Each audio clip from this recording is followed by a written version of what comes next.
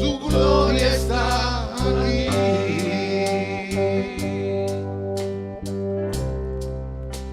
Su gloria está aquí. Tu nombre y en el nombre de tus amados Jesús. Amén. Te bendiga.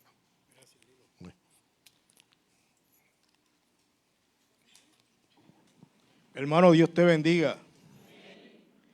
Dios continúe bendiciéndote todo este día, todo el momento.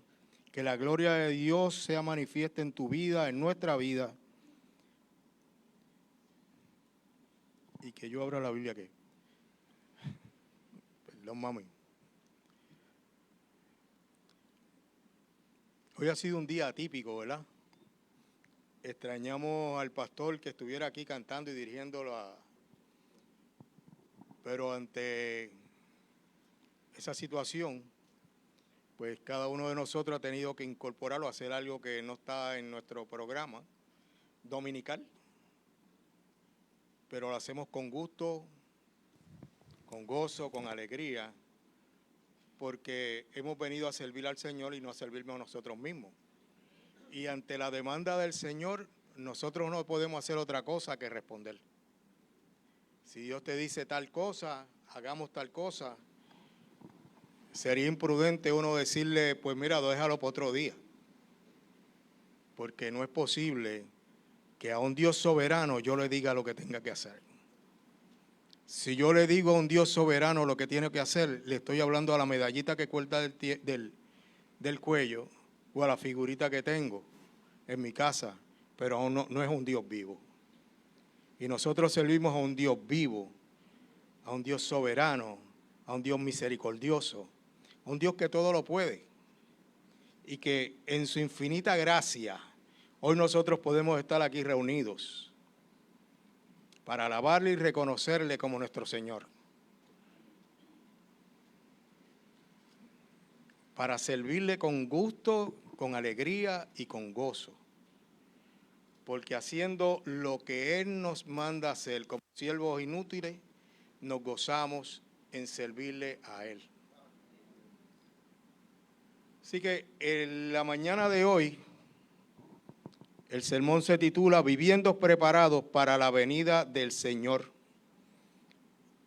En Mateo, capítulo 24, versículos del 1 al 5.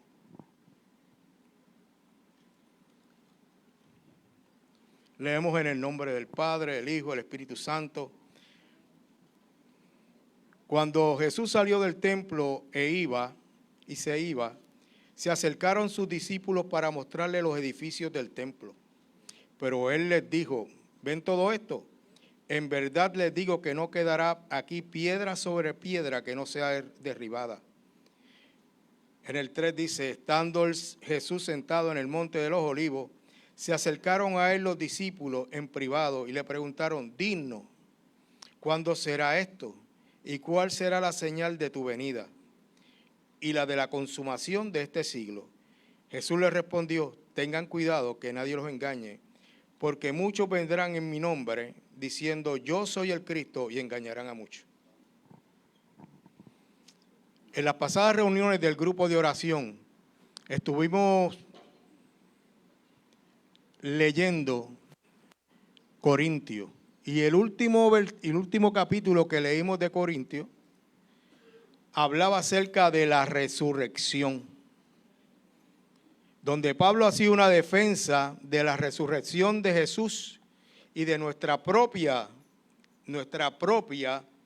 resurrección, porque había dentro del grupo de Corintios, de la iglesia de Corintios, algunos que se habían infiltrado con la intención de corromper el evangelio. Querían volverlo a judío. Y entonces eliminaban la gracia para servirse de la ley nuevamente. Y dentro de ellos había un grupo que no creía en la resurrección, que decían que Cristo no había resucitado. Y eso, si Cristo no había resucitado, dice Pablo más adelante, ahí mismo en Corintios 15, que entonces nuestra fe es vana. Porque si Cristo no resucitó, entonces ¿qué hacemos hoy aquí? si Cristo no hubiera resucitado, no hay iglesia. Si Cristo no hubiera resucitado, les dijo, perdemos el tiempo. Y así que él aboga por que la postura o la verdad de la resurrección es tan cierta como que usted piensa, camina, habla y que sale el sol todos los días. Era algo que no se puede ¿qué? Negar, que no se puede combatir, que no se puede tergiversar. Nadie puede decir que el sol no salió. Aunque sea allá cerca del Polo Norte, que hay temporadas en que el sol prácticamente no sale, pero el sol sale. El sol está ahí. Que necesariamente en esta temporada, ese periodo de tiempo, se ve más oscuro o se ve oscuridad, no significa que el sol no salió. Así que por ese hecho nada más, tú no puedes negar que el sol sale. Por tanto, tu presencia aquí, la nuestra, representa la verdad de una resurrección y una promesa de ser resucitado juntamente con Cristo. Ok. ¿Esto se oye bien? ¿Se oye? Primera de Corintios 15, del 22 al 23, lee así. Porque así como en Adán todos mueren, también en Cristo todos serán vivificados. Pero cada uno en su debido orden. Cristo, las primicias. Luego los que son de Cristo en su venida. Nota como dice ahí, los que son de Cristo. Eso no significa que los demás no van a resucitar. Sí, van a resucitar. Pero aquí estamos hablando de la resurrección de los que creyeron.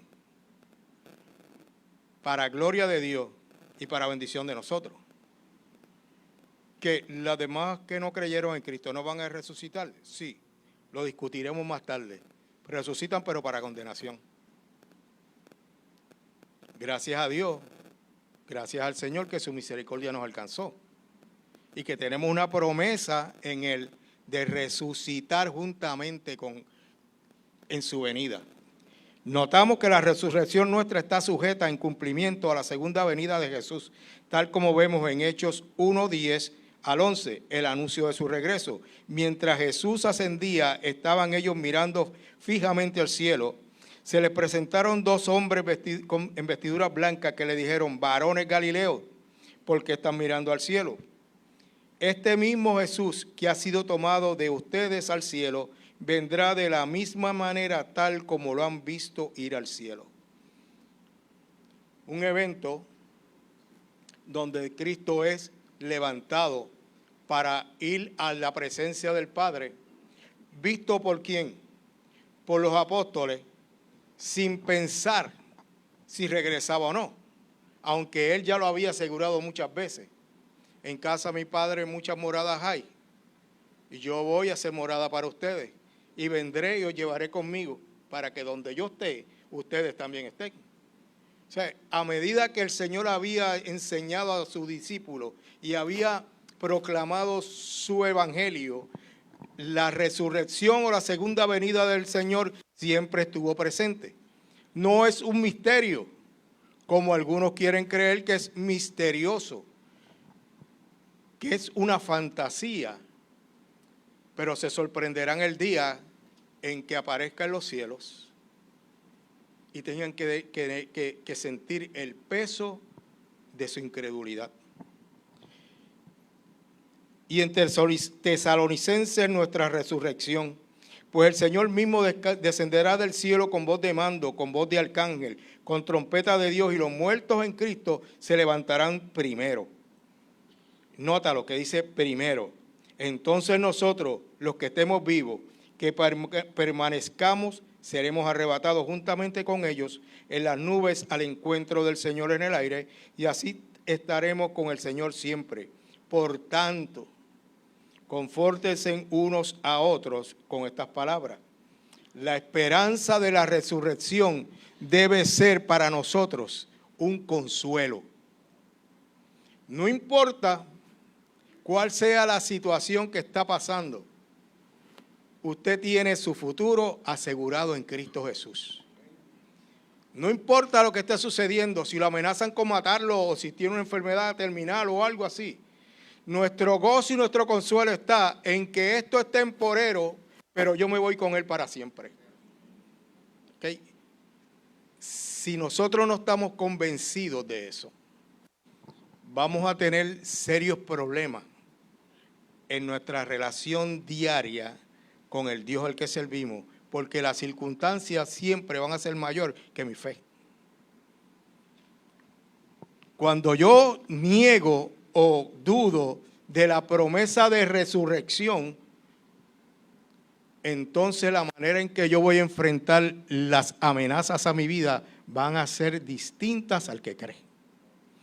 Uno los vemos con ¿qué? Con gozo y alegría porque ya estoy próximo a estar juntamente con Él. El otro lo ve como un daño terrible de que Él quiere escapar de una o de otra manera.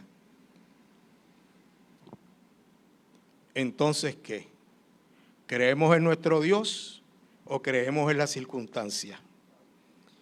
El retorno de Jesús en gloria será de manera visible. Para juicio de los hombres, este es uno de los pilares de la fe cristiana. No es una promesa solo para la iglesia, sino para la humanidad. Su alcance no se suscribe a la iglesia, sino a toda la tierra. Y el universo completo será afectado, tanto en su regreso como anterior a este. ¿Cómo que anterior a este? Y la estrella de Belén no alteró el universo. El nacimiento de Cristo no alteró el universo. Cuando Josué pidió al Señor que detuviera el tiempo para ganarle una victoria, no se detuvo el universo. Y ahora nos dice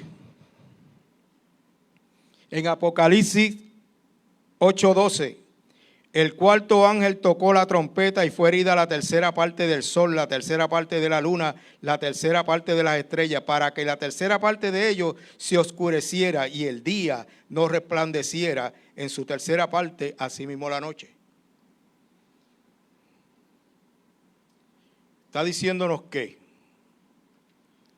confirmando lo que te dije ahora mismo, que Dios, que la segunda venida del Señor, así como la primera, va a tener efecto en todas las cosas de nuestra vida, pero no solamente de nuestra vida, porque dice la Escritura que aún la naturaleza, la tierra, está sujeta por causa de nuestro pecado y espera la redención por medio de la segunda venida de Cristo. Así que nosotros vemos cómo hay promesa en el Señor para que Él venga. Y debería ser el deseo de cada uno de nosotros que el Señor regrese. Debería ser parte de nuestra oración decirle al Señor, ven. Porque cuando estamos convencidos de dónde vamos a ir, nos es fácil pedirle al Señor, llévame contigo. Ven pronto. Pero cuando usted tiene duda, cuando tenemos una situación que nos pone en medio de la incredulidad, entonces clamarle al Señor, retrásate un poco, dame oportunidad para yo hacer esto y lo otro. Estoy pensando en mi gloria, no en la gloria del Señor. Estoy pensando en que yo soy soberano, no el Señor, porque la decisión final le corresponde a Él y no me corresponde a mí. Así que yo lo único que puedo hacer es decirle, Señor, dame el valor de aceptar las circunstancias y dame la capacidad de sobrellevarla, dame la fuerza necesaria para que al final de esto yo no haya fallado a ti. Mi fe se mantenga. Y todos los que tienen fe esperamos esa segunda venida del Señor con ansias. El capítulo 24 que mencioné ahorita de Mateo, Jesús está presentando algunos acontecimientos que anteceden su venida. Es un capítulo escatológico que nos habla de los últimos días o de los últimos tiempos. Para algunos, los últimos tiempos no han llegado. Para otros, vivimos en los últimos tiempos desde el siglo I. Este capítulo constituye el quinto y último discurso de Jesús, o el Sermón del Monte, con la denuncia dirigida a los escribas en el capítulo 23, Jesús concluyó su ministerio público. Esto fue un martes de la Semana de Pasión. En esta sesión concluye la preparación de los discípulos con el discurso sobre las últimas cosas, presentando en privado, terminando los eventos del día del martes de la Semana de la Pasión. Hoy el consenso entre los comentaristas es que este es uno de los pasajes más difíciles en los cuatro evangelios. Hay por lo menos 3 causas de dificultad de interpretación: el contenido escatológico, la naturaleza apocalíptica y 2 o 3 elementos mezclados con las preguntas de los apóstoles. El contenido trata de las últimas cosas. En esta profecía, Cristo presenta un concepto de las últimas cosas que difiere radicalmente de otras filosofías históricas. Hay por lo menos 3 conceptos no cristianos en cuanto a la historia de o la concepción de los últimos tiempos. 1, se dice que la historia se repite. ¿Qué está diciendo él? Que si hubo un comienzo y hoy un final, va a comenzar otra vez de nuevo en el mismo punto. Eso se asemeja mucho a reencarnar, ¿verdad? Cuando te dice ya terminó tu vida, pero vas a reencarnar si te portaste bien en un pajarito, en un arbolito, en otra persona, dependiendo de cuál sea tu elevada espiritualidad. Y no se crea, no están tan lejos de que esto exista entre muchas personas. Lo que tiene que ver es el concepto de la nueva era, en los años 70, 80, 90, que todavía por ahí anda dando tumbo. No con la misma fuerza de aquel tiempo en que los hippies, la libertad sexual, los conceptos metafísicos reinaban sobre toda nuestra juventud. Y en eso estuvimos muchos de nosotros, viajando en ese concepto, pensando de igual manera, que teníamos una libertad que era una prisión y no éramos libres. Éramos presos de nuestros deseos, éramos presos de nuestra carnalidad, éramos presos de las mentiras. El otro concepto es el caótico, que es fatalista, sin designio ni esperanza. O sea, no hay nada más. Tú te mueres y ahí te quedas.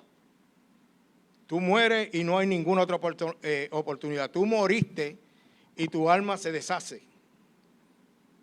Si es que consideran que hay un alma. Si es que consideran que hay un espíritu. Y el último es el concepto de progreso natural inevitable, que conduce a una vaga utopía. ¿Qué significa eso?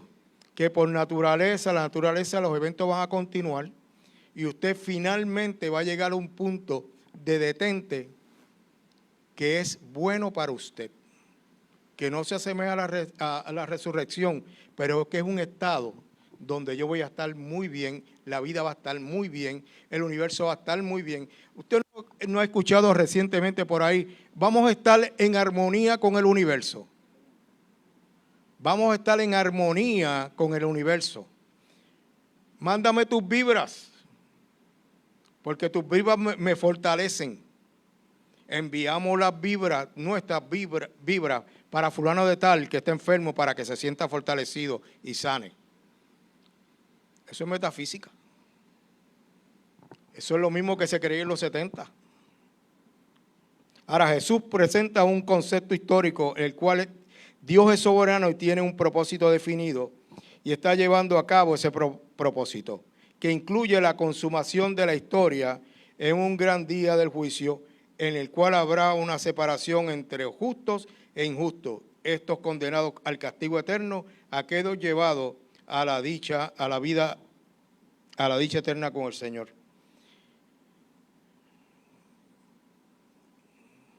Qué casualidad esto.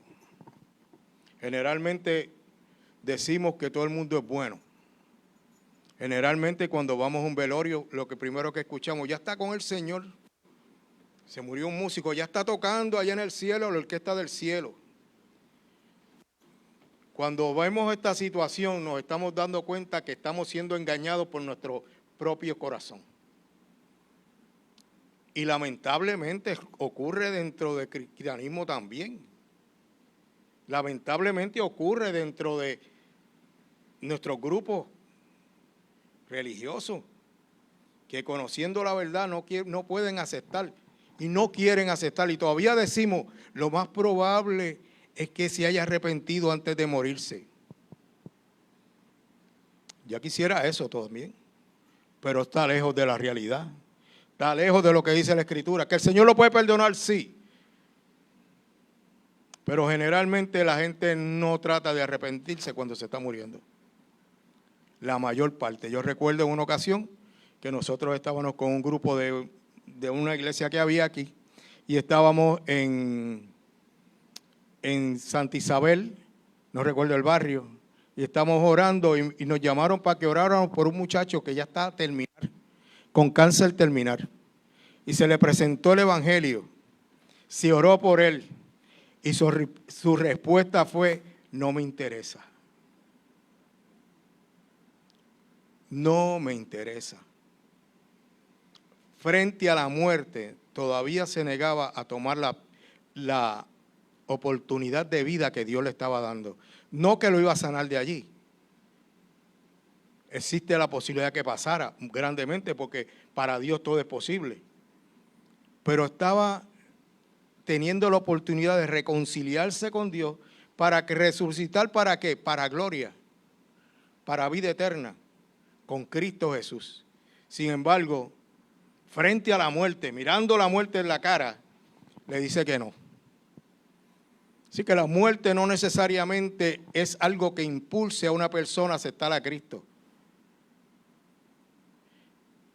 Cuando tu corazón se niega a hacerlo, cuando tu vida se niega a hacerlo, tú te niegas a hacerlo, definitivamente tú vas a resucitar.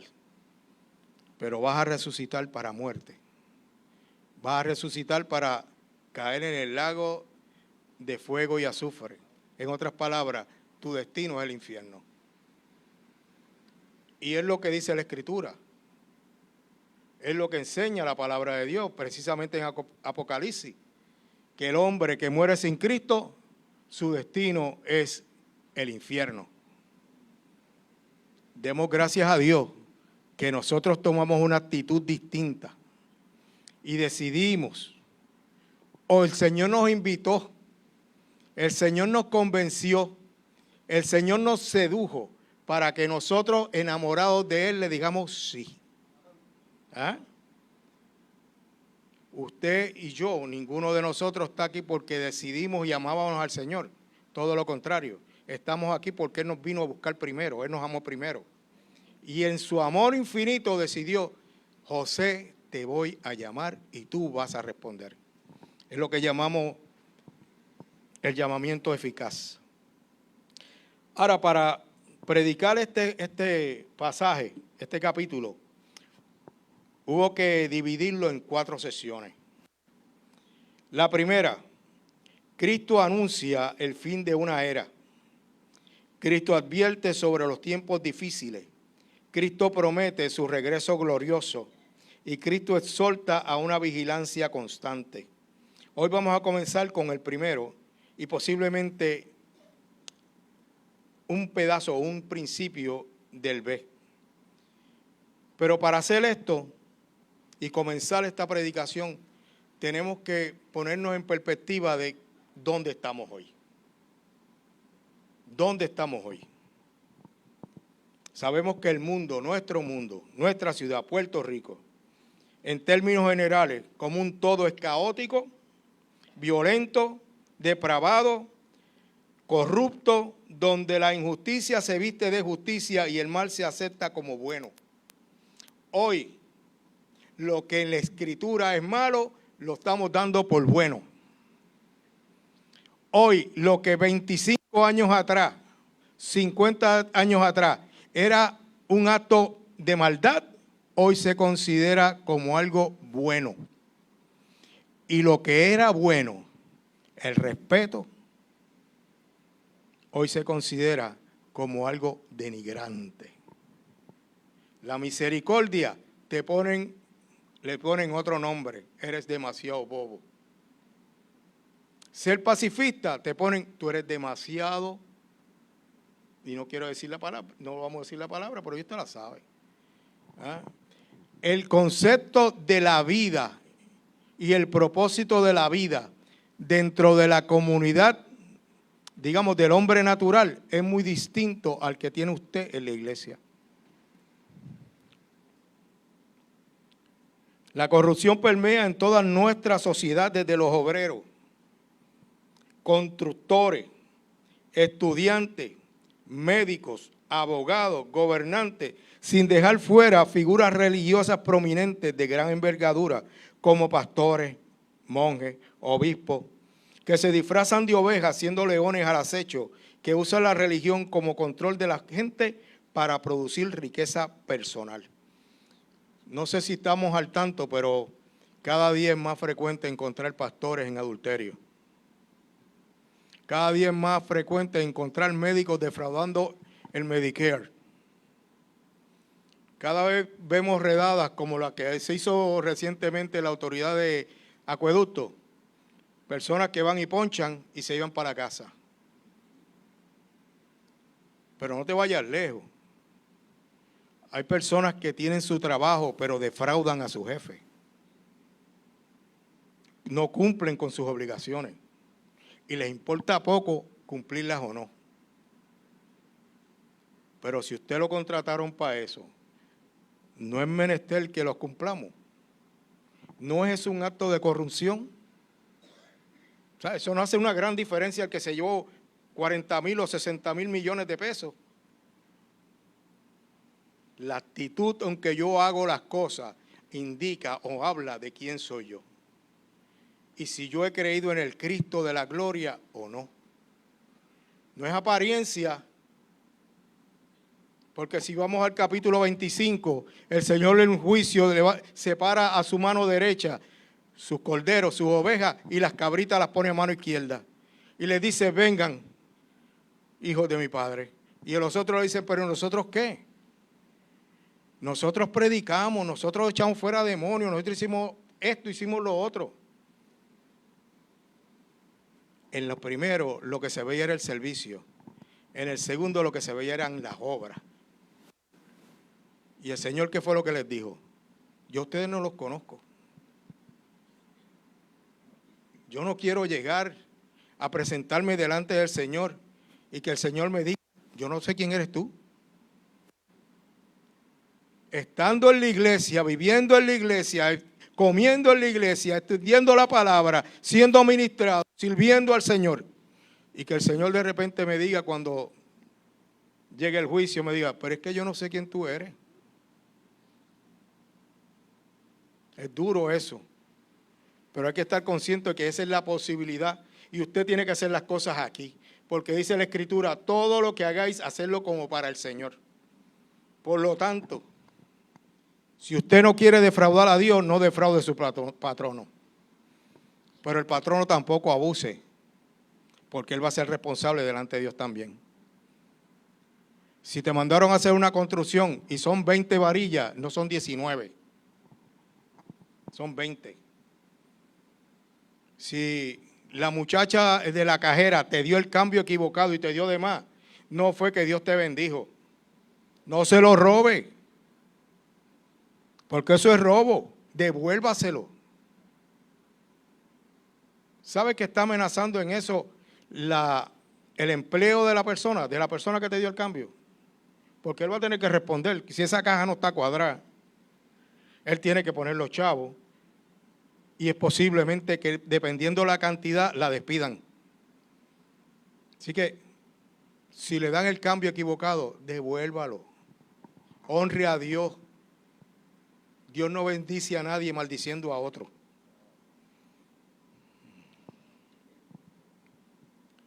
Seguimos. Estos no solo defraudan la ley y el pacto social, sino más preocupante aún la confianza y la fe de los que deberían guiar y proteger. Para esto el bien común tiene un carácter personal, no colectivo, al que se deben. No importa si somos seguidores, partidarios de alguno, cuando son descubiertos todos, sentimos el impacto de sus acciones, minando nuestra confianza en las instituciones sociales o religiosas. así como también en nuestros líderes gubernamentales, políticos, líderes económicos y religiosos. Cuando cae un pastor, también cae una iglesia. Cuando un pastor es herido, las ovejas se dispersan, dice la Escritura. Cuando un pastor sufre el pecado o cae en el pecado, profundo pecado, como es el adulterio, toda la iglesia se va a estremecer. ¿Sabes por qué? Porque también les amamos. Les amamos y nos duele que entre en una situación como esa. ¿Ah? Y sabemos que tenemos que removerlos de ahí, aún con pesar en nuestro corazón. Es lo que tenemos que hacer, pero es lo que no queremos hacer. Y es lo que muchos no quieren hacer. Así que hemos visto pastores adúlteros que todavía están en el púlpito predicando, porque la iglesia supuestamente los reconcilió. Señor, cuando usted peca en una posición de liderato, en un caso de adulterio, de corrupción, de robo, usted ya no puede estar aquí. Usted no puede estar al frente de una iglesia. La iglesia, usted no la puede dirigir. Es mejor ser siervo. Es mejor ser siervo después de eso que pararme aquí arriba para mancillar el nombre de Jesucristo. Marido de una mujer, le dijo Timoteo. Es fuerte para mí. Si a esto le vamos a sumar las enfermedades de carácter mundial como el COVID, que paró el mundo afectando a toda la sociedad, los asesinatos como ocurren en nuestras calles, el tiroteo entre carro y carro, persecuciones a pie, disparando para matar a otro, borrándole el rostro a alguno. Señor, ¿qué clase de sociedad tenemos? Y esperamos que mejore. Te voy a dar una... No va a mejorar. Esto no va a mejorar. Esto va a ir de mal en peor, porque es necesario que así pase.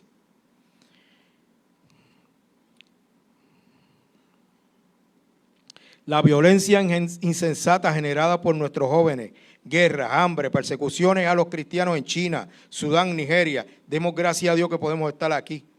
Y aún en Puerto Rico tenemos una discriminación solapada contra la iglesia en lo político, social, económico y aún en la capacidad de reunirnos y servirle al Señor. Mire, si usted no lo sabe, si esta iglesia quisiera ir a predicar a la plaza, tiene que irle a pedir permiso no al municipio, tiene que pedirle permiso al cura del pueblo, porque la administración le entregó la autoridad de la plaza a la iglesia católica. Eso no es corrupción. Eso no es violentar los derechos constitucionales de nosotros. No tenemos derecho a reunión. No tenemos derecho a la libre expresión. Pues mire, solapadamente han tomado una determinación que nos priva a nosotros de estar allí. Y después él decide a qué hora tú te puedes reunir si él te da permiso. Eso es como ponerle una camisa de fuerza a la iglesia para que no pueda hacer su trabajo. Esto crea incertidumbre en la sociedad, todo lo que está pasando. Pedimos leyes y programas que solucionen estos problemas, le brinde paz y se nos brinde paz y seguridad y esperan que lo que el hombre puede hacer sea la solución. El problema es que aún los creyentes esperamos una sociedad más justa y equilibrada, pero hasta ahora nada resulta. Esto nos lleva a una pregunta que nos inquieta. ¿Qué es lo que nos espera? ¿Qué es lo que nos espera? En esta y las siguientes predicaciones vamos a estar tratando de contestar esa pregunta. ¿Qué es lo que nos espera? Porque lo que nos espera, solamente con la gracia de Dios, nosotros vamos a sobrevivirlo. Porque como leímos ahorita, dice el Señor, que vendrán muchos en mi nombre, haciéndose pasar por el Cristo, Y el problema es que él mismo lo certifica y lo profetiza, pero va a engañar a algunos, a muchos. No dice a algunos, dice va a engañar a muchos. ¿Qué riesgo tan grande tenemos si descuidamos esta salvación que Dios nos dio? ¿Qué riesgo tan grande tenemos si no hacemos caso? Si no le buscamos, si no nos sometemos. Permíteme hacerte una historia muy corta sobre la ciudad de Sardis, no de la iglesia de Sardis, de la ciudad. La ciudad era prácticamente impenetrable. Tenía unas murallas verticales enormes, con inclinación de tal manera que era prácticamente imposible subir a ella. Así que los persas habían decidido atacarlo, pero no lograban entrar y llevaban 14 días hasta que alguien se percató de que uno de los guardias se le había caído algo y de él salió del área que supuestamente inexpugnable, que no había que vigilarla, bajó por un caminito escondido a recoger precisamente lo que se le cayó y subió de nuevo. Lo que él no sabía y no se había dado cuenta era que los persas, un soldado persa, lo estaba viendo. Así que, ¿qué vamos a hacer? Se reunió el ejército, esperó un poquito más en la tarde y subieron por el mismo sitio donde él subió, asaltaron la ciudad, la cogieron durmiendo, la cogieron descansando, confiado, nadie va a poder entrar aquí. ¿Cuántas veces en nuestra vida espiritual no decimos lo mismo? Estoy tan fuerte, nada me va a mover de aquí. Tenemos que ser vigilantes. ¿Cómo dice la Escritura? Que el diablo anda por ahí como león rugiente, buscando a quien devorar. Pues mire, la víctima somos nosotros. Él anda buscándonos nosotros, nuestro lado flaco. Ahora, si yo dejo de vigilar en algunos aspectos de mi vida, ya sean emocionales, sean sexuales, sean económicos, si yo tengo algo donde él pueda penetrar, él no va a perder el tiempo en hacerlo. Va a ser lo mismo que los persas. Va a venir y te va a sorprender y te va a asaltar. Y una vez asaltado, ¿qué vas a hacer? ¿Qué vamos a hacer? Si el enemigo ya se metió en casa, si el enemigo ya se metió en mis dominios, ¿qué tengo que hacer? Bueno, lo único que uno puede hacer es que aquel que haya pecado tiene a Jesucristo como abogado. Abogado tenéis delante del Padre, Cristo Jesús. Entonces, ¿qué único tengo que hacer? Empezar a clamar, empezar a llorar, empezar a rendir cuentas. Primero, las consecuencias de los actos de nosotros, Dios no te los va a quitar. Si usted comete un error, ese error va a tener consecuencias. Y no espere que Dios te las quite. Dios te las va a hacer sufrir. Dios te va a dejar para que tú las sufras. Pero que Dios es bueno. Mire, Dios azota sin vara. La corrección tiene que venir. ¿Y cómo lo va a permitir? Por medio de la situación que tú te enfrentas. Por la adversidad. No se confíe que todo en el Señor es gloria, honra y alabanza para mí. No. Dios tiene que formar en nosotros el carácter de Cristo. Y el carácter de Cristo no se forma en nosotros en cosas de alegría. Se forma en la tristeza y en la desesperación, en los momentos difíciles. Porque ahí donde abunda mi fe, levanto mi fe, confío en el Señor, me voy a la Escritura. Estas son tus promesas y yo quiero vivir por ellas. Y yo salgo de esto, Señor, con la ayuda tuya, no con mi fuerza. Yo salgo porque tú me sacas. Si estoy en el pozo, no es porque yo me suba por las paredes. Porque no es mi obra, es la obra del Señor. Y es el Señor quien me va a sacar del hoyo cenagoso. No son mis manos, no son mis pies. No son la mano de mi amigo, la mano de mi hermano. No, es la mano del Señor.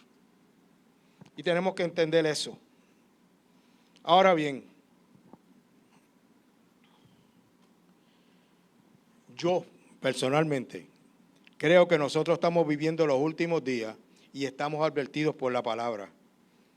En esta prédica presentamos dos argumentos como tema y uno como propósito del creyente. La aseveración: el verdadero discípulo no teme al futuro, sino que se prepara para el encuentro con Jesucristo. 2. Dios llama a la iglesia a mantenerse alerta, fiel y esperanzada, porque Cristo vendrá en el momento menos esperado. En el capítulo 23 de Mateo destaca que después de una confrontación de Jesús con los fariseos y escribas en el templo, en el capítulo 23, versículos del 34 al 39, Jesús le señala a ellos diciendo, ahora vamos a ponernos en perspectiva de por qué la pregunta, por qué la inquietud de los discípulos en preguntarle al Señor, ¿por qué fue que el Señor les dijo, no, esto se va a destruir? ¿Por qué fue? Encontramos la discusión en el capítulo 23. Serpientes, camada de víboras, ¿cómo escaparán del juicio del infierno?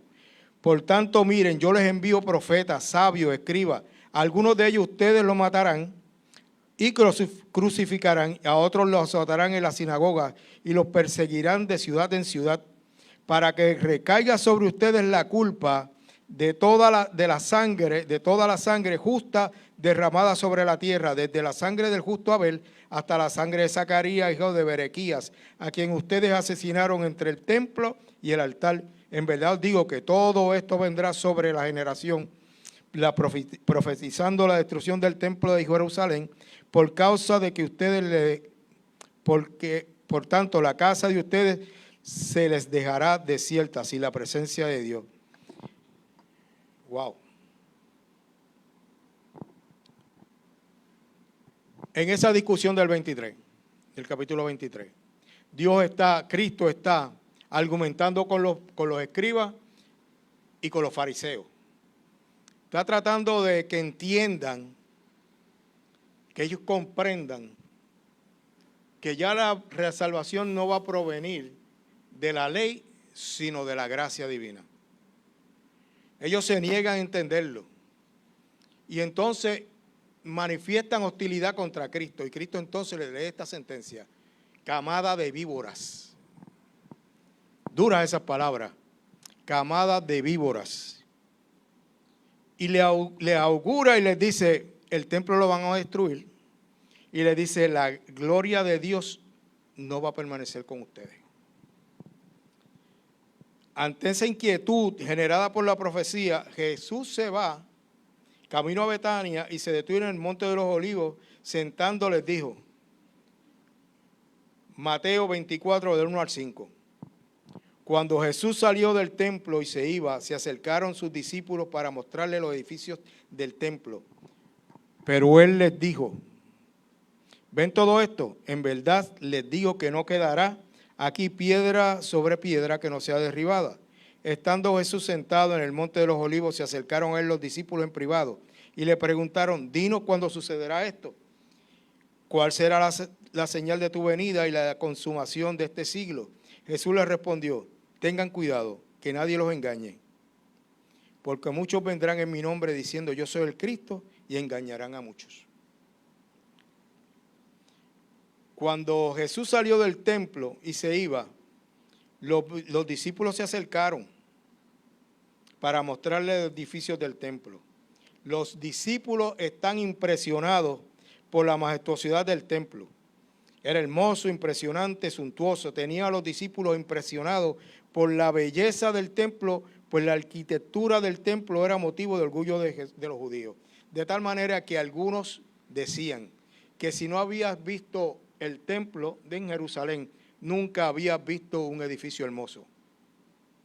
Fíjate cómo ellos lo están planteando, que lo valioso y maravilloso no era el Dios que habitaba ahí, era el templo, lo exterior.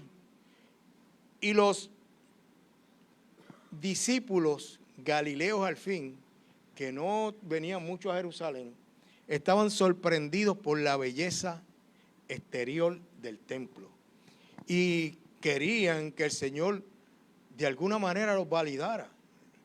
Y le decían, Señor, ¿tú no estás contemplando esto? Mira para allá estos edificios, qué cosa tan bonita, qué cosa tan maravillosa.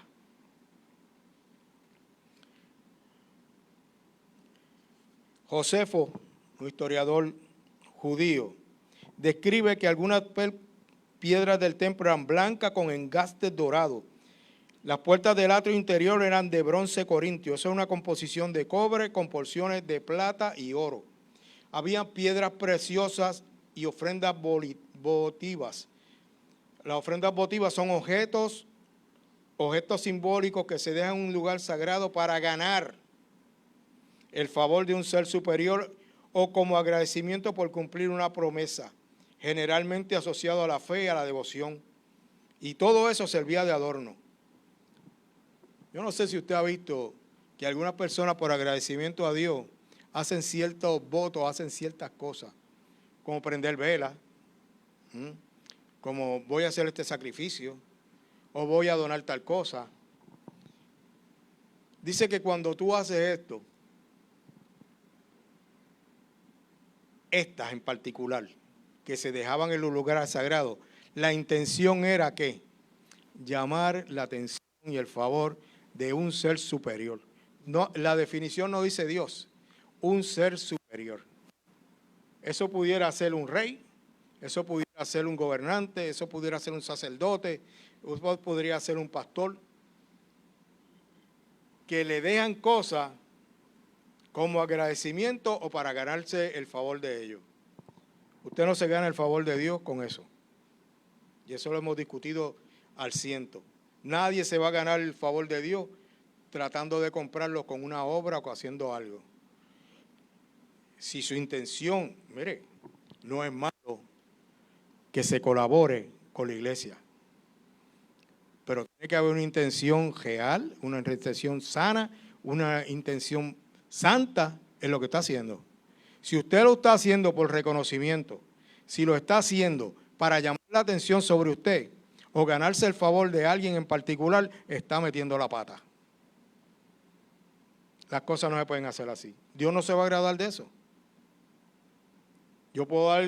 Uno puede dar, si tuvieras en tus manos 100,000 pesos, comprarle un terreno a la iglesia para que construya. ¿Con qué intención las hace? Porque yo he visto gente que ha cooperado con la iglesia y después cuando el pastor le llama la atención, le dice, pero yo ahorita tal cosa, yo te di esto, te di lo otro, estuve cooperando contigo, cuando tú necesitabas esto, yo te lo di, cuando la iglesia necesitaba esto. Sí, pero mi hermano, usted está en desorden, está en pecado y hay que corregirlo. Ahora qué mal agradecido eres. Cuando te lo di, tú no te quejaste, pero ahora, por una cosita así, ya tú me estás zarandeando y me estás corrigiendo y me tienes ahora en disciplina. Cuando demos algo, démoslo de corazón. Démoslo sin esperar. Démoslo sin esperar. Así que nosotros, en ocasiones, tengamos en cuenta una cosa. El templo de Jerusalén era el centro religioso de Israel. Y era donde ellos se reunían a adorar, se hacían sacrificios, se supone que Dios habitara allí. Se supone que era el lugar donde yo fuera a reunirme y adorar a Dios, donde se cantaba, se tocaban las trompetas, donde yo tenía que ir a explicar mis pecados. Pero eso era lo externo. Eso era lo externo. A veces nosotros tenemos que entender esto. Los hombres buenos también son propensos a enamorarnos de la pompa y la belleza exterior. Y aún sobrevalorar las cosas dedicadas a Dios, como la Basílica de San Pedro, la Sagrada Familia en Barcelona, la Santa Sofía en Estambul, o lo que era el templo de la Iglesia Fuente de Agua Viva, la Torre de Oración, que tenía hasta un zoológico y tenía que dinosaurios y un montón de cosas, ¿verdad? Y se admiraba más que el edificio que lo que contenía. ¿Sabes lo que estoy diciendo? No es lo que tú ves, es lo que hay adentro. Así que cuando ellos estaban llamando a Jesucristo que viera, Jesús tiene que responderle de una manera fuerte, diciéndole: lo que ven ahí va a ser destruido totalmente. Y eso ocurrió en el año 70, cuando el general Tito incendió y destruyó Jerusalén y el templo completamente. Qué efímera es la gloria de los hombres, que termina un día. Qué fácil nos cautiva lo temporal. Así nos engaña la religión sin templo. La religión judía estaba coja porque era donde se hacían los sacrificios, donde se supone que la gloria de Dios se posaba. Era el lugar de encuentro y adoración donde Dios habitaba. Así la religión nos ofrece un hermoso edificio, los sacrificios, la ceremonia, el continuo actos externos que nos ofrece o que hacemos por medio de la religión no nos llevan a ningún sitio. Hay personas que oran todas las mañanas y es bueno antes de salir de su casa. Pero si un día se le olvidó orar, dice que va a pasar un día malo. ¿En serio? No estoy con esto diciéndote que no ores. No estoy diciendo que no sea bueno. Pero tú vas a validar tu relación con Dios porque hoy se te olvidó orar. ¿En serio? Y no te estoy apoyando con esto que dejes de orar, que no hagas lo que tienes que hacer, que ayunes, esto no. Es que por un pequeño evento que ya tú lo pusiste como una ceremonia, que ya tú lo pusiste como un rito, y tú estás diciendo que si yo no hago este rito, Dios no va a estar conmigo, entonces te equivocaste y no conoces la Escritura. No podemos convertir nuestra relación con Dios en ritos y ceremonias. Y a veces tenemos la costumbre de hacerlo, porque nos da que, sentimos que nos da que seguridad, una falsa seguridad. Pensamos que estamos ganándonos el favor de Dios cuando lo hago, y si no lo hago, Dios no está conmigo. ¿Sabes que eso es religión pura, verdad? Eso no es vivir por gracia. Eso no es vivir con gracia. Así que cuando ellos lo miraban, cuando ellos miraban el templo, ellos lo que estaban proclamando, lo que estaban viendo era la religión a la que ellos pertenecían. Ellos lo que estaban mirando era la religión judía. Ellos lo que estaban viendo era la ley. Porque ¿qué se hacía allí? Cumplir la ley, cumplir la ley, cumplir los sacrificios, la manera que Dios le dijo: vas a sacrificar esto por tal pecado, esto por el otro, esto por otro, vas a venir aquí a dar las gravillas, vas a hacer esto, lo otro. ¿Para qué? Para agradarme a mí. De esta es la manera en que tú me vas a adorar. Pero eso fue en el Viejo Testamento. Cuando Cristo vino, cambió el escenario.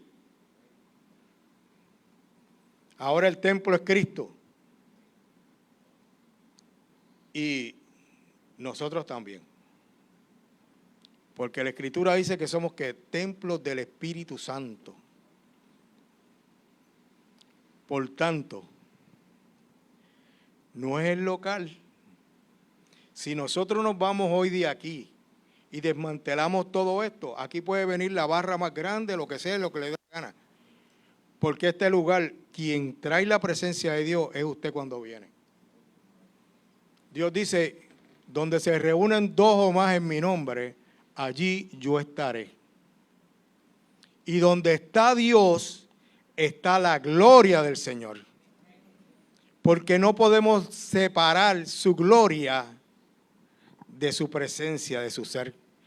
Tú no puedes separar los atributos de Dios y ponerlos aparte como si fueran piezas que tú coges o un rompecabezas que los vas poniendo poco a poco y los separas.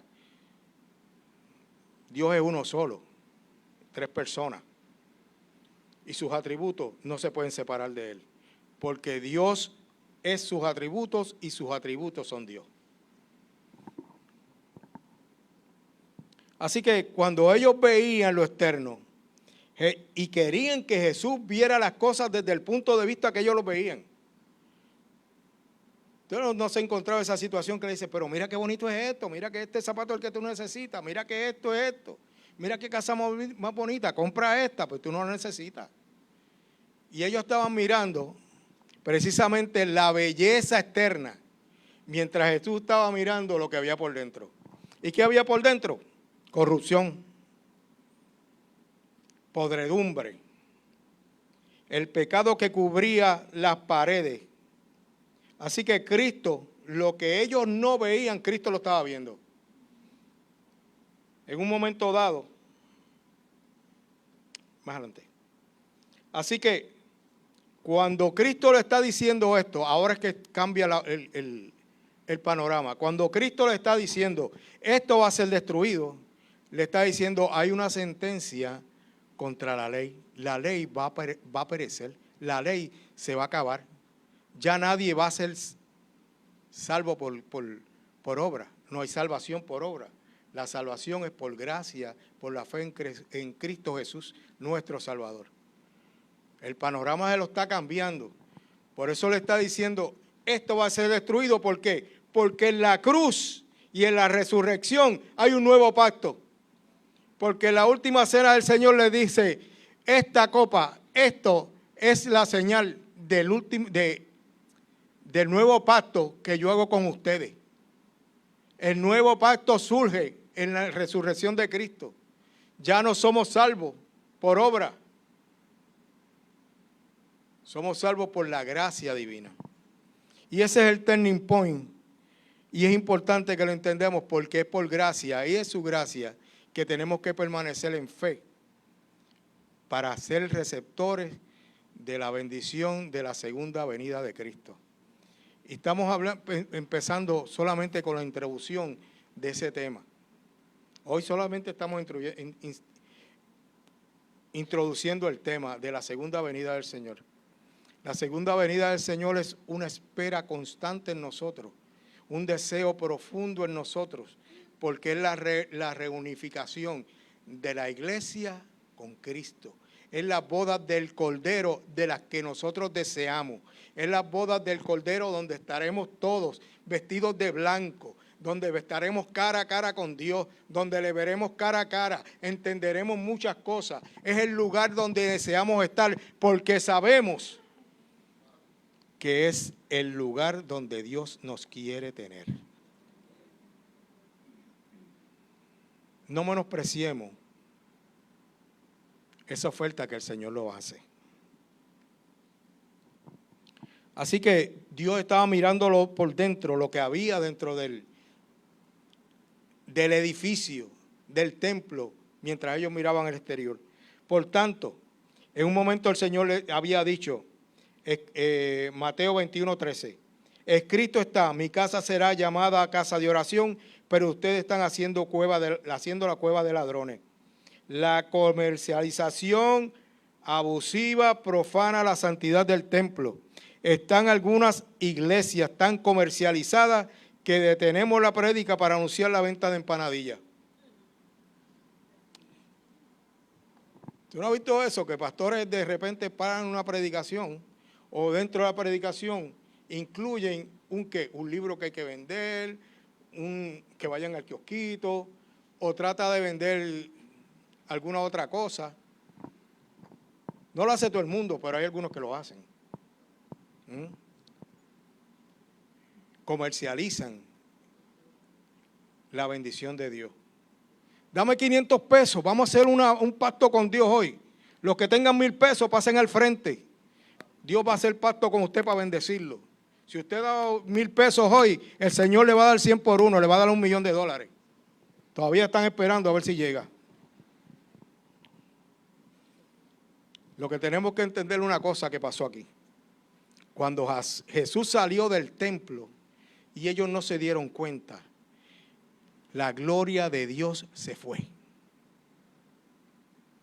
Cuando ellos estaban discutiendo con él, y Jesús dijo, víboras, y decide salir junto con los discípulos, lo que estaba sucediendo es que la gloria, por eso le dijo, tu casa será desierta. ¿Quién era la presencia de Dios? Cristo.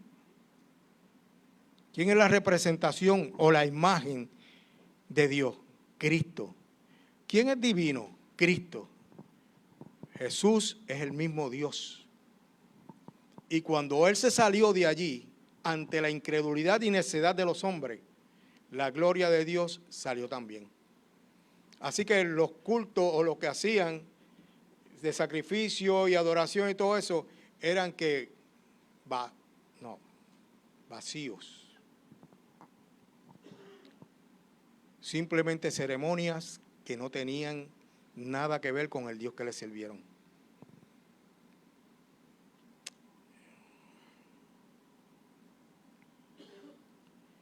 Estamos conscientes que nosotros somos templos, ¿verdad?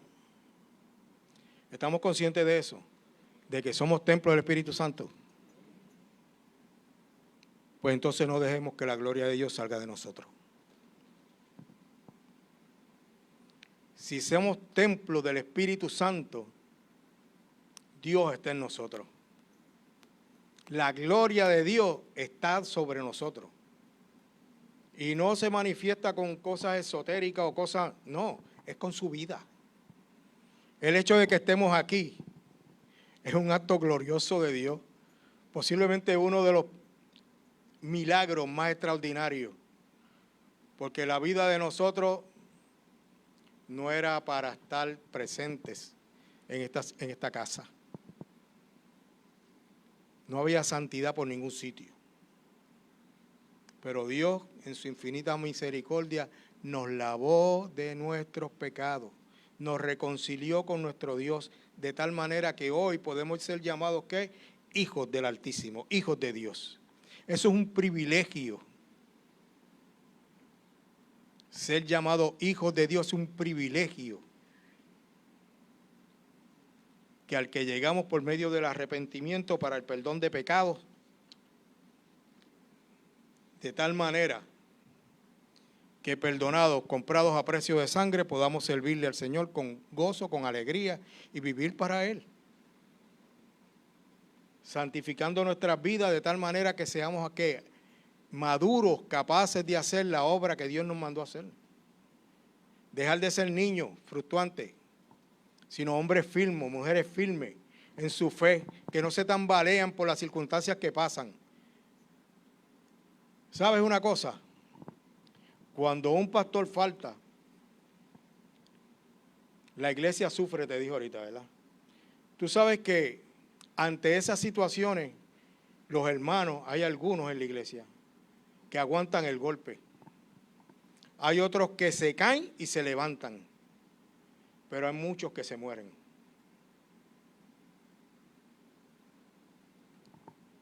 Y uno se pregunta por qué. Porque los ojos tienen que estar puestos en Cristo y no en el hombre. Y esa es una verdad que tenemos que vivir. Así que dice la Escritura, y viviendo a Él y viniendo a Él como una piedra viva desechada por los hombres, pero escogida y preciosa delante de Dios, también ustedes como piedras vivas sean edificados como casa espiritual para un sacerdocio santo, para ofrecer sacrificios espirituales aceptables a Dios por medio de Jesucristo. Somos el templo de Dios.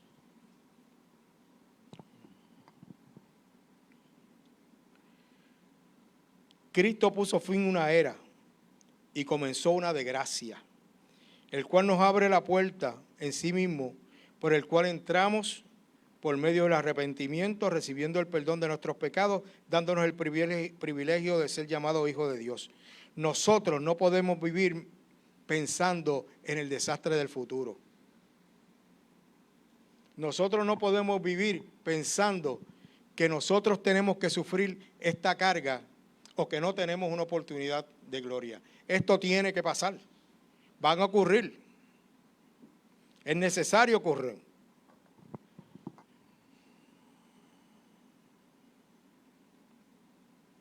Les leo. Ustedes van a oír de guerra, rumores de guerra. Cuidado, no se alarmen, porque es necesario que todo esto suceda, pero todavía no es el fin. Porque se levantará nación contra nación y reino contra reino, y en diferentes lugares habrá hambre y terremotos. Pero todo esto es solo el comienzo de dolores. Entonces los entregarán a tribulación, los matarán, serán odiados de todas las naciones por causa de mi nombre. Muchos se apartarán de la fe, entonces, y se traicionarán unos a otros, y otros les odiarán. Se levantarán muchos falsos profetas, y a muchos engañarán. Y debido al aumento de la iniquidad, el amor de muchos se enfriará. Pero el que persevere hasta el fin será salvo. Y este evangelio del reino se predicará a todo el mundo como testimonio a las naciones, y entonces vendrá el fin. Es alarmante las palabras de Dios, de Cristo. Pero al decirlas él mismo dicen, no tengan miedo. No tengan miedo. Esto es solamente el principio de dolores. Así que cuando se está orando porque calme la violencia en Puerto Rico, que no digo que sea malo, y cuando estamos orando por la paz del mundo, no te digo que sea malo. No va a ocurrir. Aunque esté en el deseo de nuestro corazón que pase, que nuestros muchachos dejen de matarse entre unos u otros, que hayan niños que los abandonan, que estemos en una nación que le encanta la pelea.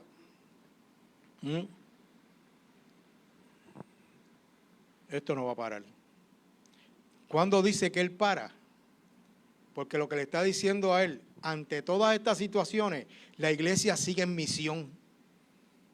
Dice que cuando se predique este evangelio a todas las naciones o todas las etnias del mundo, entonces vendrá el fin. Y esa responsabilidad para que el Señor venga cae sobre ti, sobre ti, sobre ti, sobre ti, sobre mí, sobre todo aquel que dice que sirve al Señor, sobre todo aquel que ha nacido de nuevo. Sus propósitos de vida, el cumplimiento de los mandamientos del Señor. Y el mandamiento que nos dio es que id y hacer discípulos por todas las naciones.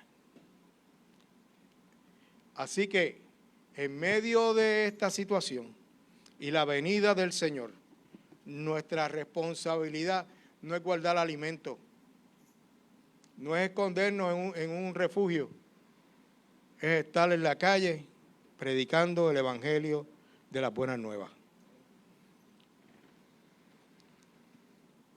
Oramos.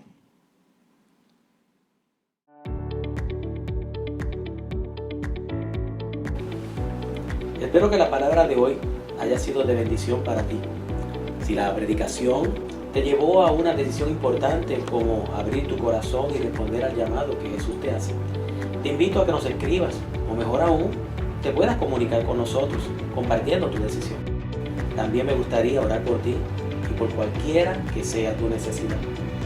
Me gustaría y te invito a que puedas compartir este video con tus amistades y seres queridos para que así como fue de bendición para ti, también lo sea para otros. Además, cuando lo compartes nos estarás ayudando a expandir lo que es el reino de los cielos.